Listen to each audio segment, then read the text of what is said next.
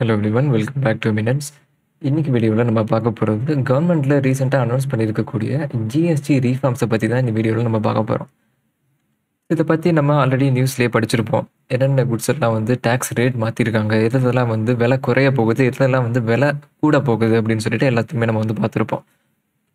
இந்த ரீஃபார்ம்ஸில் கவர்மெண்ட் கொண்டு வந்திருக்கிறது என்ன அப்படிங்கிறத ஷார்ட்டாக ஒரு சம்மரி மாதிரியும், அது கூடவே சேர்ந்து நம்மளோட சிஏ அண்ட் சிஎம்ஏ எக்ஸாம்ஸுக்கு இந்த சேஞ்சஸ் அப்ளை ஆகுமா, எப்போ அப்ளை ஆகும், அண்ட் ஜென்ரலாக நம்ம அஸ் அ ஸ்டூடெண்ட்டாக தெரிஞ்சிக்க வேண்டிய இன்ஃபர்மேஷன் என்ன, இது எல்லாத்தையுமே இந்த வீடியோவில் நம்ம டீட்டெயிலாக கவர் பண்ண போகிறோம்.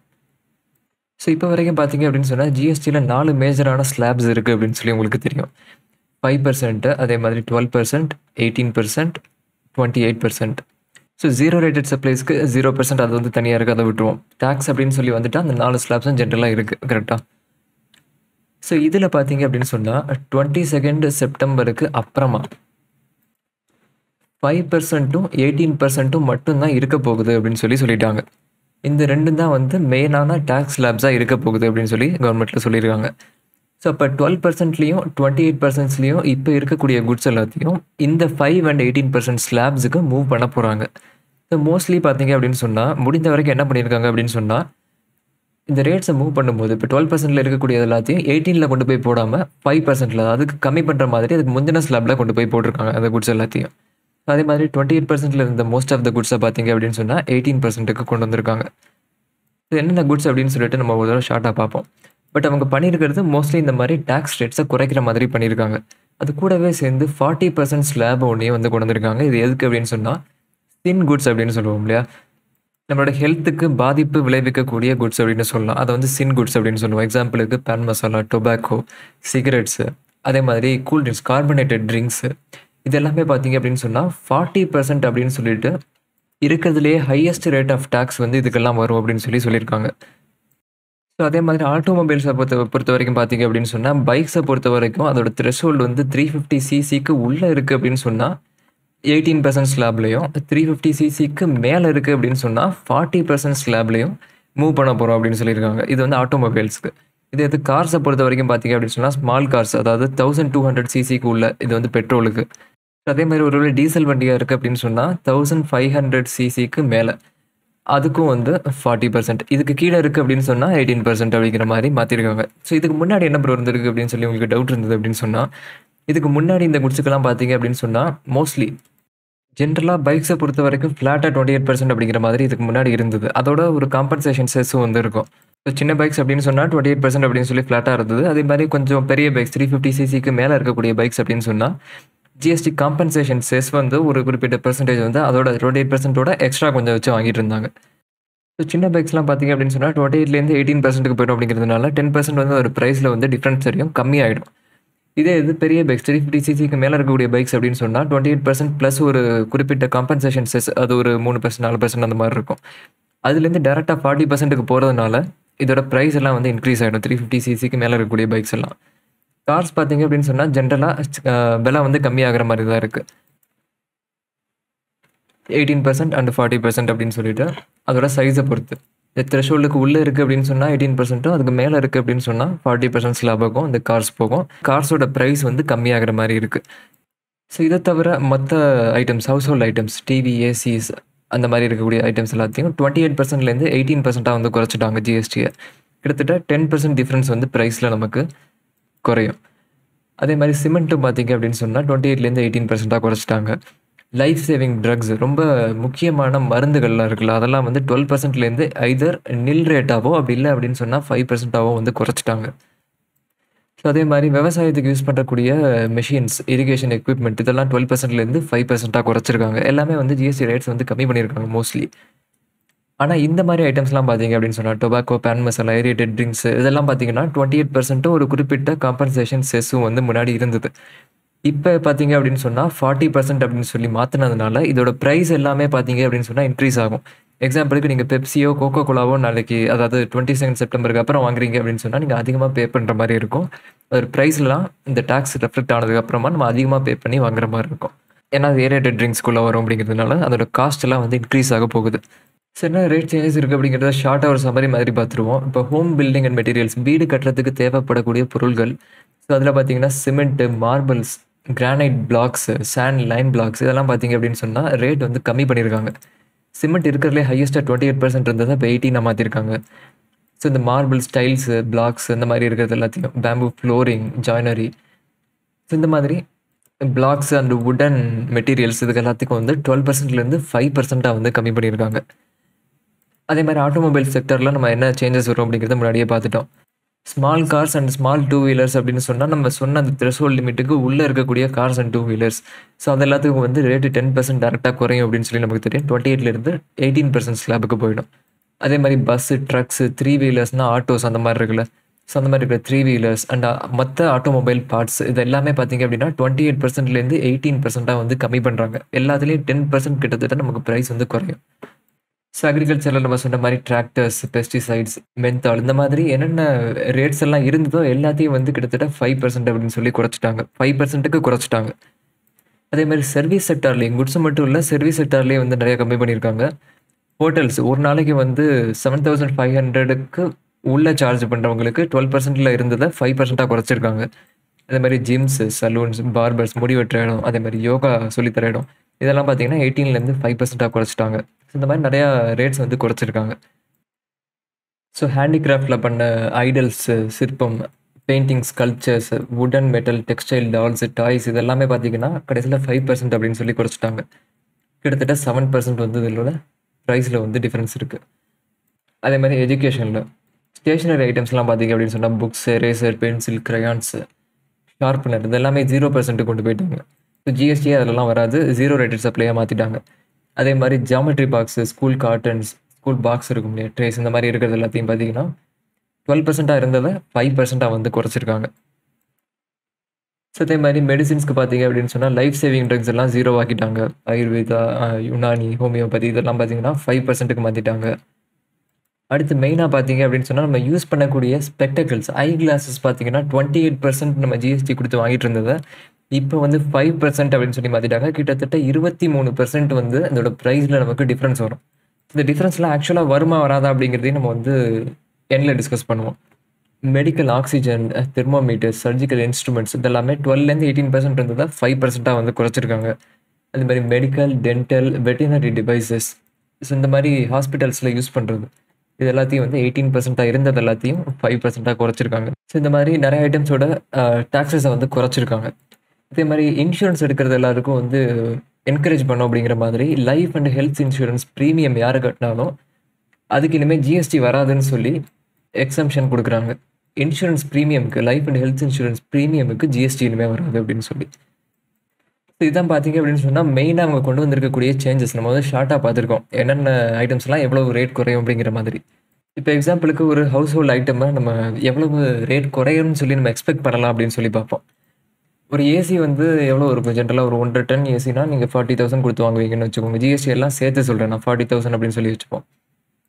ஸோ இதில் பார்த்தீங்க அப்படின்னு சொன்னால் 28% ஜிஎஸ்டி இன்க்ளூடட் கரெக்டாக.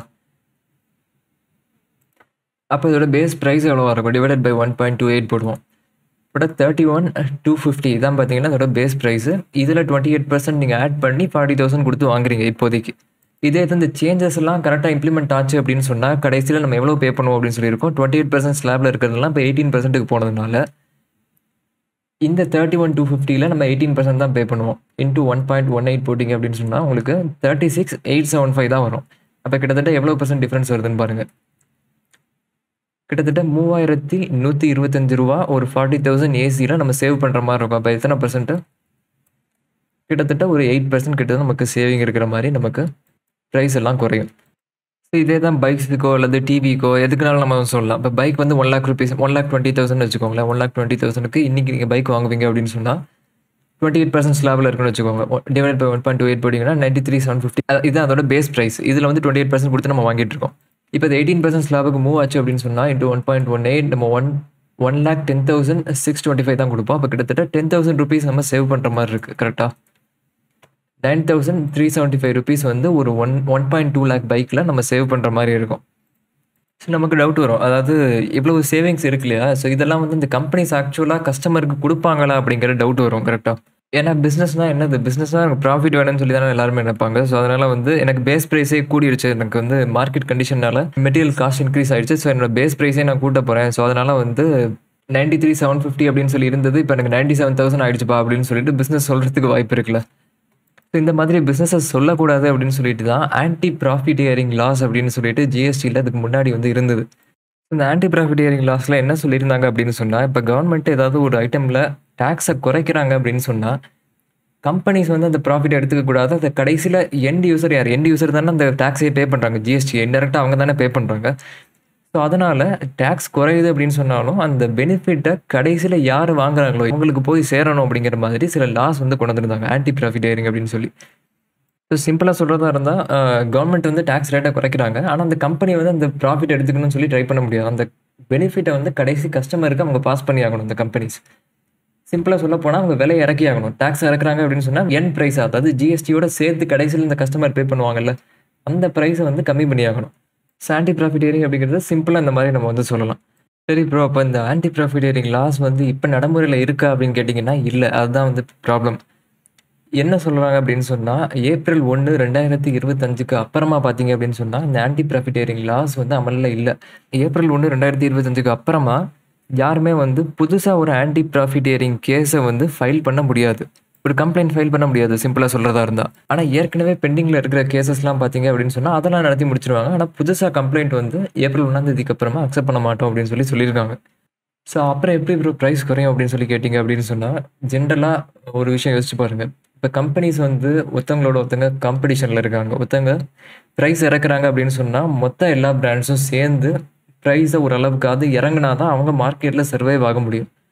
அப்ப இந்த ஜிஎஸ்டி ரேட்ஸ வந்து குறைச்சது, கடைசில எண்ட் கஸ்டமர்ஸ்க்கு போய் சேருமா அப்படின்னு கேட்டீங்க அப்படின்னு சொன்னா, எஸ் சேரும் அப்படின்னு சொல்லி தான் எல்லாருமே எதிர்பார்க்குறோம். அதனால கம்பெனிஸ் எல்லாரும் விலைவாசி ஏறுனதுனால எங்களோட காஸ்ட் இன்க்ரீஸ் ஆயிடுச்சு. ஸோ அதனால நாங்க பிரைஸே இன்க்ரீஸ் பண்ண போறோம் அப்படிங்கிற மாதிரி சொல்றதுக்கும் வாய்ப்பு இருக்கு. ஆனா அதுக்கான வாய்ப்பு பார்த்தீங்க அப்படின்னு சொன்னா ரொம்ப ரொம்ப கம்மி. ஏன்னா இந்த செக்டார்ஸ் அவங்க ஜிஎஸ்டி ரேட்ஸ குறைச்சிருக்கிறது அந்த மெயினான செக்டார்ஸ் இருக்கு இல்லையா? AC, TV, washing machine, fridges and இந்த பைக்ஸ் இதெல்லாம் ரொம்ப ஹெவியான காம்படிஷன் இருக்கக்கூடிய செக்மெண்ட் அப்படிங்கிறதுனால, மார்க்கெட் கண்டிஷன்ஸே ஆட்டோமேட்டிக்கா பிரைஸ வந்து கம்மி பண்ணிடும்.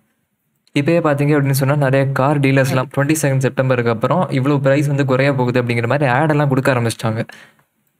ஸோ அவங்களுக்கு கம்பீட்டிங்கா இருக்கக்கூடிய மொத்த கார் மேனுஃபேக்சரர்ஸும் அத ஃபாலோ பண்ணி தான் ஆகணும். அப்படி இல்ல அப்படின்னு சொன்னா, அவங்களோட கார யாரும் வாங்க மாட்டாங்க. சிம்பிள்.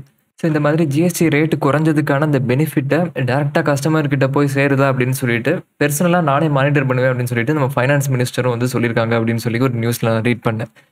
இந்த மாதிரி கவர்மெண்ட் வந்து ஃபுல்லா மானிட்டர் பண்ற மாதிரி தான் சொல்றாங்க. ஸோ அதனால நம்ம வந்து பிரைஸ் ரெடியூஸ் ஆகும் அப்படின்னு சொல்லிட்டு நம்ம எக்ஸ்பெக்ட் பண்ணலாம். லீகலா பொறுத்தவரைக்கும் பார்த்தீங்க அப்படின்னு சொன்னா, ஆன்டி ப்ராஃபிட்டியரிங் ப்ரொவிஷன்ஸ் இப்ப வந்து நடைமுறையில இல்லன்னாலும், மார்க்கெட் கண்டிஷன்ஸே பார்த்தீங்க அப்படின்னு சொன்னா, பிரைஸ வந்து கம்மி பண்றதுக்கு நெறைய வாய்ப்பு இருக்கு. ஸோ கவர்மெண்ட்லயும் இந்த மாரி மானிட்டர் பண்ணிட்டே தான் இருப்பாங்க அப்படிங்கிறதுனால, பிரைஸஸ் வந்து ஜென்ரலா ரெடியூஸ் ஆகும். சரி, இப்ப இதுவரைக்கும் நம்ம பார்த்த இந்த ப்ரொவிஷன்ஸ் அதாவது இந்த ரேட்ஸ் தான் நம்ம வந்து மெயினா பார்த்தோம். என்னென்ன ஸ்லாப்ல இருந்ததா, என்னென்ன ஸ்லாப்ல இப்ப தூக்கி மாத்திருக்காங்க அப்படின்னு சொல்லி நம்ம பார்த்தோம். இது ஏதாவது அப்கமிங் டிசம்பர் 2025 எக்ஸாம்ஸுக்கு அப்ளை ஆகுமா அப்படின்னு சொல்லி கேட்டீங்கன்னா, இந்த சேஞ்சஸ் எதுவுமே பார்த்தீங்க அப்படின்னு சொன்னா, டிசம்பர் 2025க்கு அப்ளை ஆகாது. இதுக்கான ரீசன்ஸ் என்ன அப்படின்னு சொல்லி கேட்டுக்கோங்க. இது வந்து சிஎம்ஏ எக்ஸாம்ஸ பொறுத்தவரைக்கும் நான் வந்து சொல்றது. சிஎம்ஏனா டிசம்பர் 2025. சிஏ அப்படின்னு சொன்னா நெக்ஸ்ட் வரப்போற எக்ஸாம் எப்ப? செப்டம்பர்ல ஒண்ணு வரும், ஜனவரில ஒண்ணு வரும் இல்லையா? ஜனவரி 2025லயும் வந்து அப்ளை ஆகாது. இதுக்கான ரீசன் என்ன அப்படின்னு சொன்னா, ஜென்ரலா ஒரு லால ஒரு டாக்ஸ்லயோ அல்லது ஏதாவது ஒரு லாலயோ நம்ம சிலபஸ்ல கவர் ஆகிருக்கிற ஏதாவது ஒரு லால அமெண்ட்மென்ட் வருது, ஏதாவது சேஞ்சஸ் வருது அப்படின்னு சொன்னா, அது நம்மளோட சிலபஸ்ல அப்டேட் ஆகுறதுக்கு, அதாவது நம்மளோட எக்ஸாம்ஸ்ல அது வந்து அப்ளை ஆகுறதுக்கு 6 மாசம் ஆகும். ஒரு சேஞ்ச் வந்து 6 மாசத்துக்கு அப்புறமா தான் அது நம்மளோட எக்ஸாம்ஸுக்கு அப்ளை ஆகும். இப்ப வந்திருக்கிற சேஞ்சஸ் பார்த்தீங்க அப்படின்னு சொன்னா, சிஎம்ஏய பொறுத்தவரைக்கும் ஜூன் 2026 அண்ட் அதுக்கப்புறம். அதுக்கு தான் வந்து அப்ளை ஆகும். அதே மாரி சிஏவ பொறுத்தவரைக்கும் மே 2026 அண்ட் அதுக்கப்புறம். ஸோ இப்ப நம்ம பார்த்தது எல்லாமே ஜென்ரலா என்னென்ன ரேட்ஸ் சேஞ்சஸ் கொண்டு வந்திருக்காங்க. ஜென்ரலா நம்ம ஜென்ரல் நாலேட்ஜுக்காக தெரிஞ்சுக்க வேண்டியது என்னது அப்படின்னு சொல்லிட்டு தான் நம்ம வந்து பார்த்துருக்கோம். அப்படியே ஒருவேளை அப்ளை ஆகும் அப்படின்னு சொன்னாலும், CA and CMA inter exams பொறுத்தவரைக்கும் ரேட் எல்லாம் நீங்க அப்படியே மெமரைஸ் பண்ணணும் அப்படிங்கிற மாரிலாம் எக்ஸ்பெக்ட் பண்ண மாட்டாங்க. ஏன்னா அந்த கொஸ்டின்ஸ்லயே பார்த்தீங்க அப்படின்னு சொன்னா, டைரக்ட்டா ரேட்ஸ் வந்து குடுத்துருவாங்க. நீங்க சால்வ் பண்ற மாரி கொஸ்டின்ஸ் அப்படின்னு சொன்னாலும், இவ்வளவு பெர்சன்டேஜ் டாக்ஸ் ரேட் அப்ளிகபிள் அப்படிங்கிற மாதிரி கொடுத்துருவாங்க. மோஸ்ட்லி 1 மார்க்ஸில் கேட்கறதுக்கு சான்ஸ் இருக்குது. அதாவது எம்சிக்யூ 1 மார்க்ஸ்னா எம்சிக்யூவை சொல்கிறேன், 2 மார்க்ஸ். ஸோ எம்சிக்யூஸில் இந்த மாதிரி கேட்கறதுக்கு சான்சஸ் இருக்குது. இந்த மாதிரி எதுக்கு ரேட் ரிவைஸ் பண்ணியிருக்காங்க அப்படின்னு சொல்லி. இதெல்லாம் சொல்கிறது எல்லாமே மே அண்ட் ஜூன் 2026க்கு அப்புறம். இப்போ அப்கமிங் எக்ஸாம்ஸ் டிசம்பர் அண்ட் ஜனவரி எக்ஸாம்ஸுக்கு இது எதுவுமே வந்து அப்ளை ஆகாது. இந்த வீடியோவில் நம்ம பார்த்தது மோஸ்ட்லி பார்த்தீங்க அப்படின்னு சொன்னால் ஜென்ரலாக நம்ம தெரிஞ்சுக்க வேண்டியது என்னது அப்படின்னு சொல்லிட்டு அப்டேட்ஸ் வருது அப்படின்னு சொன்னால் நம்ம எல்லாத்தையும் தெரிஞ்சுக்கணும் இல்லையா? ஏன்னா நம்ம படிக்கிறது தானே. ஸோ அதனால் வந்து நம்ம தெரிஞ்சுக்கணும் அப்படிங்கிறதுக்காக இந்த வீடியோவில் அதை கவர் பண்ணோம். ஸோ இந்த மாதிரி ரேட்ஸ் எல்லாம் குறையும் அப்படின்னு சொல்லியிருக்காங்க. செப்டம்பர் 27க்கு அப்புறமா தான் நம்ம வந்து வெயிட் பண்ணி தான் பார்க்கணும். எதெல்லாம் எவ்வளோ ரேட் வந்து குறையுது அப்படின்னு சொல்லி, எவ்வளோ ப்ரைஸ் வந்து குறையுது அப்படின்னு சொல்லி, எவ்வளோ பெர்சன்டேஜ் அவங்க ஜிஎஸ்டியில் குறைச்சிருக்காங்களோ அதோட எண்ட் ப்ரைஸும் பார்த்தீங்க அப்படின்னு சொன்னால் மோஸ்ட்லி அந்த அளவுக்கு குறைஞ்சிரும். நம்ம கேல்குலேஷன் பண்ணோம் இல்லையா? ஸோ அந்த மாதிரி நீங்கள் கேல்குலேட் பண்ணி பாருங்கள் எவ்வளோ குறையும் அப்படின்னு சொல்லிட்டு உங்களுக்கு ஒரு பேசிக்கான ஐடியா கிடைக்கும். ஸோ இது நீங்கள் கூல்ட்ரிங்க்ஸ் கோகோ கோலா அல்லது பெப்சி, 7up இந்த மாதிரி ஏரேட்டட் பெவரேஜஸ் குடிப்பீங்க அப்படின்னு சொன்னால் அதோட ப்ரைஸ் எல்லாமே இன்க்ரீஸ் ஆகவும் போகுது. அதையும் நீங்கள் மைண்டில் வச்சுக்கோங்க. ஸோ நம்ம வெயிட் பண்ணி பார்ப்போம் இந்த சேஞ்சஸ்லாம் எப்படி ரியல் லைஃப்பில் ரெஃப்ளெக்ட் ஆகுது அப்படின்னு சொல்லிட்டு. இந்த வீடியோ உங்களுக்கு யூஸ்ஃபுல்லாக இருந்திருந்தால் உங்களோட ஃப்ரெண்ட்ஸுக்கு அதை ஷேர் பண்ணுங்கள். நம்ம சேனலுக்கு இப்போ தான் ஃபர்ஸ்ட் டைம் வந்திருக்கீங்க அப்படின்னு சொன்னாலும் மறக்காமல் சப்ஸ்கிரைப் பண்ணிக்கோங்க. டெலிகிராம் இன்ஸ்டாவில் ஜாயின் பண்ணல அப்படின்னு சொன்னாலும் லிங்க்ஸ் டிஸ்கிரிப்ஷனில் இருக்குது. இப்போ நெக்ஸ்ட் ஒரு வீடியோவில் மீட் பண்ணுவோம்.